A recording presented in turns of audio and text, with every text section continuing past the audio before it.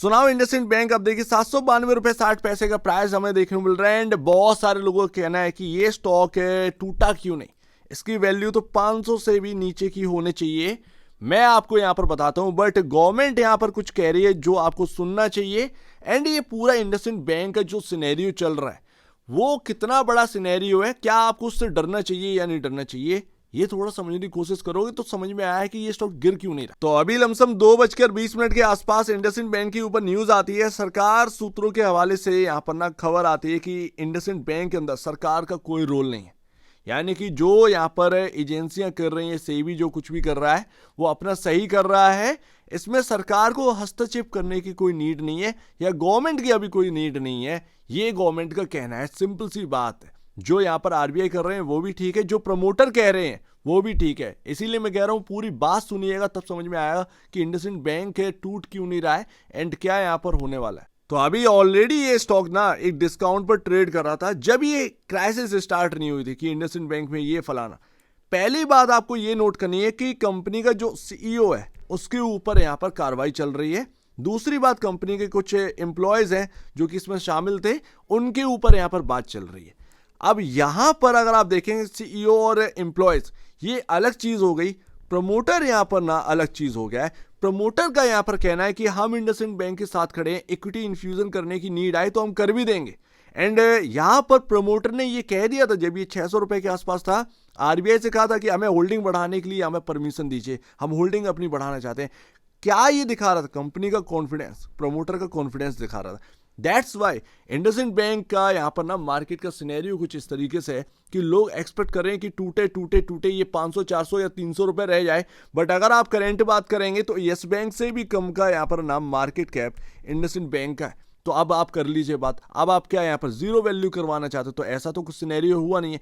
Asset यहाँ पर नहीं बिगड़े, कुछ चीजें आप समझिए, जो डेरिवेटिव पोर्टफोलियो है या फिर यहाँ पर ना कुछ चीजें ऐसी निकल कर आई हैं वो यहाँ पर पूरा का पूरा उस स्टेटमेंट में यानी कि Q4 तक का स्टेटमेंट में सब कुछ यहाँ पर इन्वॉल्व है, ये आप समझिए। एंड दैट्स वाई ये ऑलरेडी यहाँ पर ना आपके सामने एक बड़ी गिरावट झेल चुका है और कोई भी शॉर्ट यहाँ पर नहीं है। इस बात को आप समझिए। शॉर्ट्स को कैसे देखते हैं ये मैं आपको बताता हूं थोड़ा सा। ये आप फ्यूचर्स देखिए, फ्यूचर शॉर्ट आप देखिएगा क्या कहां आपको देखने को मिल रहा है। इंडसइंड बैंक का फ्यूचर का प्राइस कितना चल रहा है? 792.95, 793.40 के आसपास की क्लोजिंग है। जब फ्यूचर में शॉर्ट बिल्डअप होता है ना, ये प्राइस आपको करंट भाव से नहीं मिलता, ये प्राइस आपको नीचे मिलता है। 10 रुपए 15 रुपए का यहाँ पर डिस्काउंट पर ट्रेड कर रहा होता है। उससे हमें समझ में आता है फ्यूचर का कि भाई शॉर्टिंग काफी ज्यादा हुई है इंडसइंड बैंक में, कोई शॉर्ट यहाँ पर बिल्डअप नहीं हो रहा है। इवन अगले महीने में अगर आप देखेंगे तो कोई शॉर्ट बिल्डअप नहीं, अगले महीने का फ्यूचर 797.05 पर है।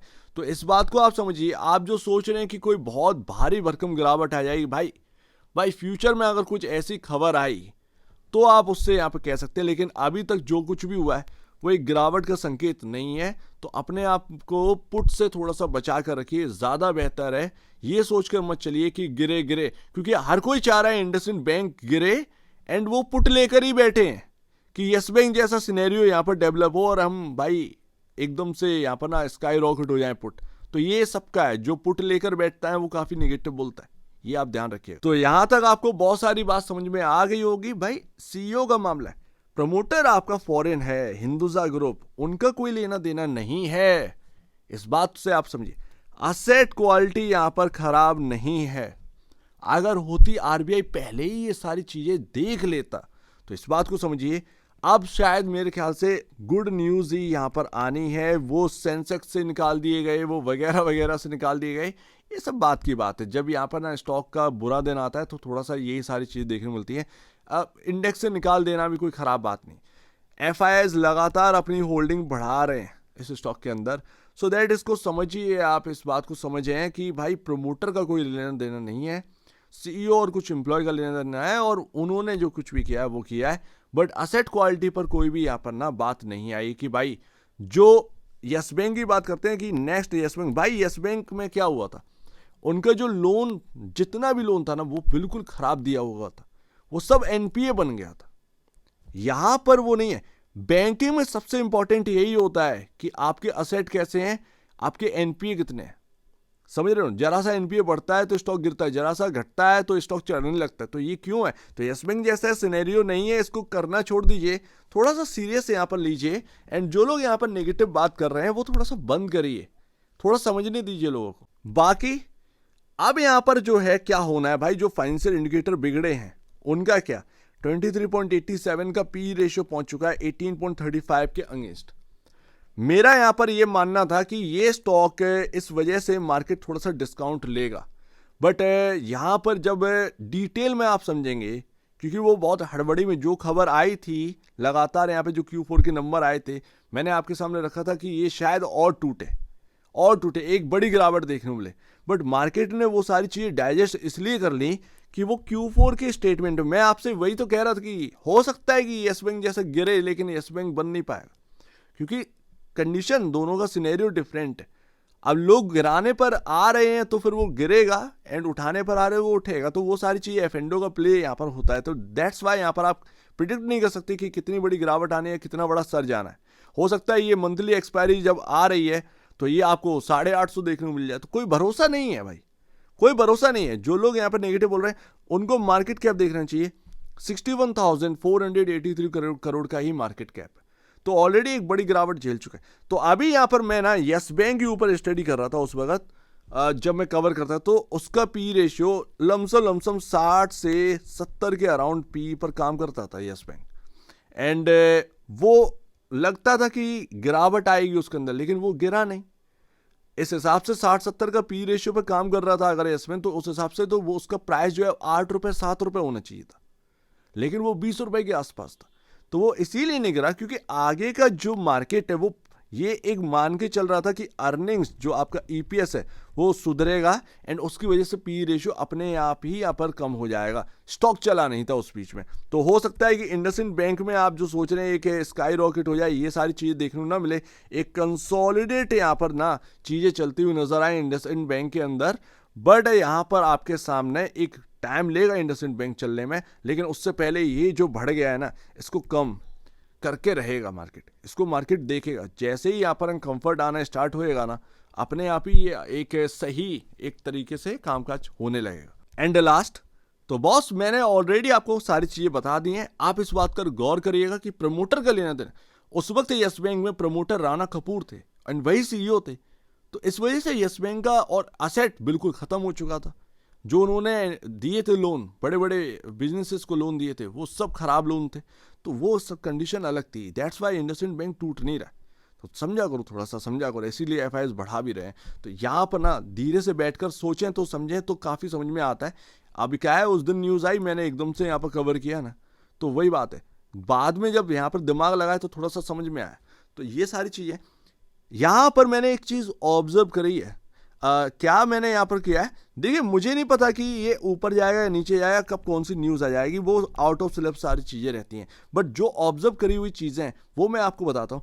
क्या होता है कि कभी कभार स्टॉक टूट कर एकदम से प्राइस यहाँ पर चल रहा होता है, एंड मूविंग एवरेज यहाँ पर आपका जो है ऊपर चल रहा होता है।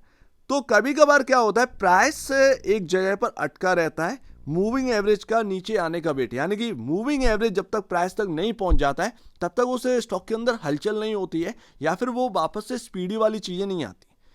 इंडसइंड बैंक में भी यही हुआ था। इंडसइंड बैंक में हुआ क्या था कि जब ये स्टॉक टूटा 928 से ये स्टॉक टूटा, एंड जब लोअर सर्किल लगा था 10% का, सॉरी उस दिन तो 28% की गिरावट थी, ये 28% जब टूटा ना तो ये काफी बड़े गैप हो गए थे, ठीक है ना। तो वो क्या हुआ कि मूविंग एवरेज इधर ही रह गया था, मूविंग एवरेज इधर रह गया था। एंड यहां पर ना मूविंग एवरेज अपना जो है जब तक नीचे नहीं आ चुका, यानी कि प्राइस तक नहीं आ गया, तब तक इंडसइंड बैंक ने कुछ किया नहीं है, सिर्फ नीचे से इंपॉर्टेंट लेवल से रिकवर हुआ है।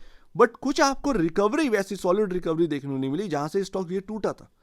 तो वो आप थोड़ा समझो कि मूविंग एवरेज आ चुका है प्राइस के पास, एंड जब से ये मूविंग एवरेज ना प्राइस के पास आया, तब से एक स्ट्रॉन्ग यहाँ पर ना इंडसइंड बैंक देखने को मिल रहा है। थोड़ी चीजें समझिए इस बात को। अगर यहाँ पर ना ये प्राइस 828 रुपए के आसपास का है ऑलमोस्ट, अगर ये निकालना स्टार्ट कर दे, क्योंकि अभी तो 800 पर अटक रहा है, बट ये एक्सपायरी, मई वाली एक्सपायरी बताएगा कि ये इंडसइंड बैंक जाना कहाँ है। क्या वो लॉन्ग बिल्डअप होना है या फिर शॉर्ट बिल्डअप होना है, देखते हैं यहाँ पर जो कुछ भी होगा। बट 800 पे अभी अटक रहा है और 828 आपका जब निकलेगा तो कहीं ना कहीं ये स्टॉक फिर एक रिकवरी मोड में आएगा। अब वो किधर की तरफ जाएगा वो पता नहीं है, बट 828 से ही वापस से गिरना स्टार्ट हुआ था एंड दैट्स वाई जब वो प्राइस जब निकलेगा ना तो शायद ये स्टॉक कुछ अच्छा करके दिखाए। ये एक अनुमान है, अनुमान और होने में दोनों में फर्क है। अनुमान आप लगा रहे हैं कि ये होगा एंड होकर ही रहेगा, इन दोनों में फर्क है। तो मैं अनुमान की बात कर रहा हूं, ये होकर रहेगा ये मैंने नहीं कहा। तो शब्दों पर ध्यान दीजिए, काफी लोग यहां पर गौर करते हैं तो ये सारी चीजें ना मैटर करती हैं। सो उम्मीद है काफी कुछ मैंने आपको बता दिया है, काफी कुछ आपको समझ में आया है। उम्मीद है काफी कुछ आपको यहाँ पर ना ये प्रमोटर और सीईओ और एक्स एम्प्लॉय के बारे में समझ में आया होगा।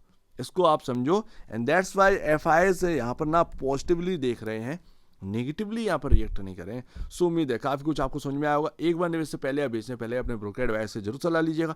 खुद की स्टडी करेगा, उससे बेहतर कुछ भी नहीं है। खुद की स्टडी मस्ट है। तो आप दीजिए वीडियो देखिए।